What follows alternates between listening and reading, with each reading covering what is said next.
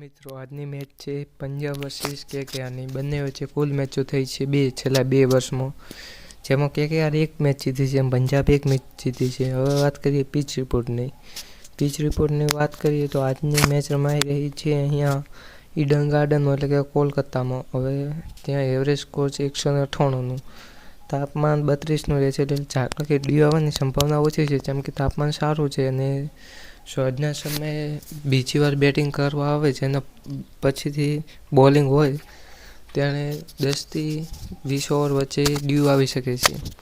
Pacer માટે pitch સારી બતાવે છે, પણ સ્પિનર પણ અહીંયા સારી સ્પિન કરે છે, કેમ કે સુનિલ નારાયણની અહીંયા સ્પિન સારી થતી હોય છે. હિતેશ રાણા પણ અહીંયા પેસર તરીકે એક સારો ઓપ્શન છે. હવે વાત કરીએ આગળ આ મેદાન પર સારા બોલરની, તો બોલરની વાત કરીએ તો છેલ્લા તેમના 2 વર્ષના રન ને તેમની વિકેટોની વાત કરીએ તો રાહુલ ચહર અહીંયા એક મેચ રમ્યો છે, જેણે 2 વિકેટો લીધેલ છે. તેની ઇકોનોમી 5ની રહે છે, એટલે કે ઇકોનોમી પણ તેની સારી છે. વરુણ ચક્રવર્તી 11 મેચો રમે છે, તે દરેક મેચમાં 1 કે 1થી 2 વિકેટો લે જ છે.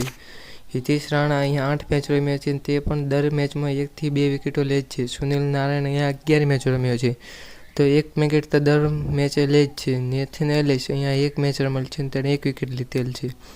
હરમિત બ્રા અહીંયા 1 મેચ રમેલ છે અને 1 વિકેટ લીધેલ છે. અહીંયાથી આજ માટે તમારા માટે સારા ઓપ્શન રાહુલ ચહર, સુનિલ નારાયણ બંને રહી શકે છે. તમે બંનેને પણ અહીંયાથી લઈ શકો છો સ્પિનર તરીકે.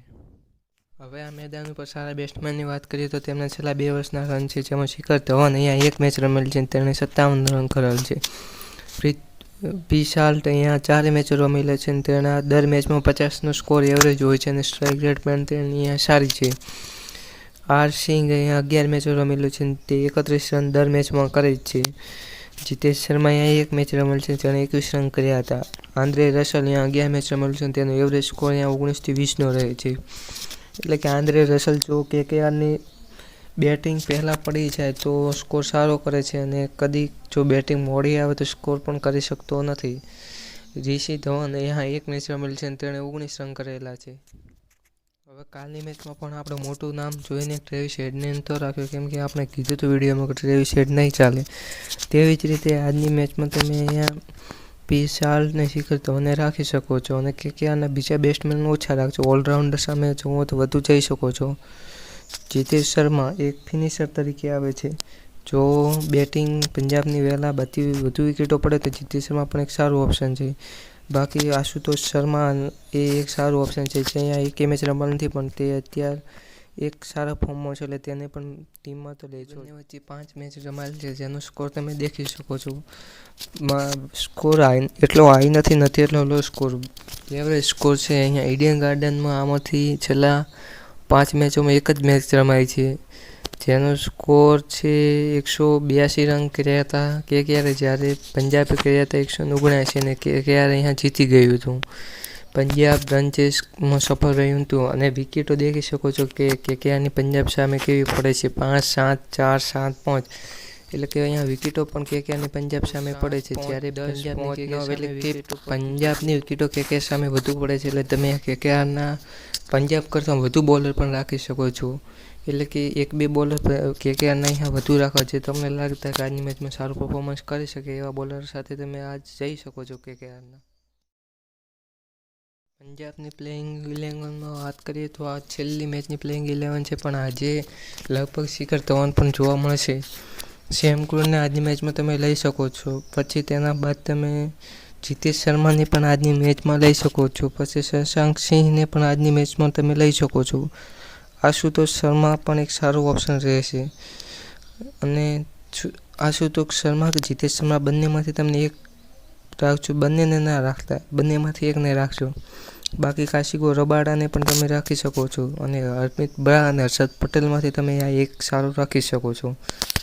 આજે આપણે બીજા સામે નહીં જતા, કેમ કે બીજા મને નથી લાગતું કે આજે ચાલશે. આજે તમને મેં આટલા કીધા, આમાંથી તમને લાગે એના સામે તમે જઈ શકો છો. બાકીના મને નથી લાગતા કે આજે બીજા ચાલે. કેકેઆરની વાત કરીએ તો સુનિલ નારાયણ એક સારું ઓપ્શન રહેશે, જેના તમે વાઇસ કેપ્ટન સામે જઈ શકો છો. કેપ્ટન ના બનાવતા તેને. પીસાલ્ટ એ આજે સારું રમે છે, અને એક વિકેટ કીપર તરીકે એક સારું ઓપ્શન છે, તેને પણ રાખજો. હવે અહીંયા આપણે આજે રઘુવંશી, શ્રેયસ અય્યર ને વેંકટેશ અય્યર સામે જતા નથી. રિંકુ સિંઘ એક સારું ઓપ્શન રહેશે, તેના સામે તમે જઈ શકો છો. આંદ્રે રસલ પણ એક સારું ઓપ્શન છે અને તે કેપ્ટન તરીકે પણ એક સારો ઓપ્શન છે આજની મેચમાં, તેના સામે પણ તમે જઈ શકો છો. વરુણ ચક્રવર્તી, નીતિશ રાણા બંનેને આજની ટીમમાં રાખજો. મિચેલ સ્ટાર્ક અને શ્રેયસ અય્યર આ બંને એક સારા છે, પણ તમે બંનેમાંથી એકને તમારી ટીમમાં જો વધુ રિસ્ક ના લેતા હો તો લઈ શકો છો. કેમ કે શ્રેયસ અય્યર એક ટોપ ઓર્ડરનો બેટ્સમેન છે અને કદીક ટકે તો 40-50 રન પણ કરી શકે છે. તમે અહીંથી વિકેટ કીપરમાં પૃથ્વી શાલ્ટ અને જીતેશ શર્મા સામે જઈ શકો છો. બંને સારા ઓપ્શન છે. બેટ્સમેનમાં રિંકુ સિંઘ, શશાંક સિંહ અને શિખર ધવન. અહીંયા તમે કોઈ બી એક બેટ્સમેન જગ્યા તમને જે ગમે એ બેટ્સમેન પણ લઈ શકો છો. સુનિલ નારાયણ, આંદ્રે રસલ અને સેમ કુરન ત્રણેય ઓલરાઉન્ડર સારા છે, ત્રણેયને પણ તમે લઈ શકો છો. અને બોલરની વાત કરીએ તો કાશીગો રબાડા, વરુણ ચક્રવર્તી, નીતિશ રાણા પણ સારા છે. ત્રણે ત્રણ પરફોર્મન્સ આજે સારું આપશે. એના વગર આપણે વાત કરીએ તો જો તમારે કોઈ બી ચેન્જ કરવા હોય તો તમે અહીંયા હર્ષલ પટેલ પણ લઈ શકો છો અને સુયાસ શર્મા પણ તમે અહીંયા લઈ શકો છો, જે કેકેઆરનો સ્પિનર છે અને સારી વિકેટ પણ લે છે અને તેની સ્પિન પણ એક સારી થાય છે. પછી તમે કોઈ બીની જગ્યાએ એક લિથામ લિવિંગસ્ટોન પણ એક સારો ઓપ્શન છે. તો તમને લાગે કે આમાંથી આ પરફોર્મન્સ ના કરે તો તેની જગ્યાએ તમે તેને પણ લઈ શકો છો. બાકી જે અપડેટ હશે અમે અમારી ટેલિગ્રામ ચેનલ પર તમને જણાવીશું. આભાર.